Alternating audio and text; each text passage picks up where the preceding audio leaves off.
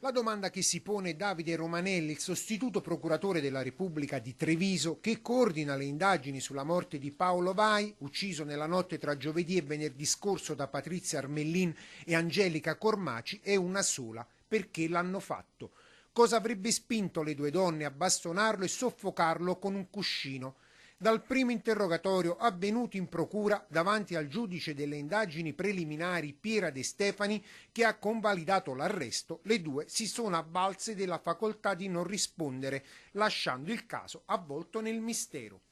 Accusate di omicidio volontario in concorso, Patrizia e Angelica per la procura potrebbero uccidere ancora, perché sarebbero legate da un legame patologico nel quale Paolo Vai, in questa tragica storia, era diventato un intruso da abbattere, tale da ipotizzare un rapporto di sudditanza, al punto che, nonostante non fossero unite da vincoli di parentela, Angelica chiamava l'Armellin mamma. La ragazza, arrivata a Serravalle 6 mesi fa dalla Sicilia, dopo aver conosciuto l'amica su Facebook, sarebbe entrata in maniera dirompente nella vita della coppia e potrebbe essere stato a questo punto il motivo di numerose liti che avvenivano all'interno della villetta di via Calderomani. Secondo la procura, la miccia che avrebbe scatenato la follia omicida, un diniego da parte di Patrizia ad una richiesta della vittima. L'uomo si sarebbe infuriato contro la donna dopo essersi visto negare un passaggio in auto in un locale di Vittorio Veneto perché gli era stata ritirata la patente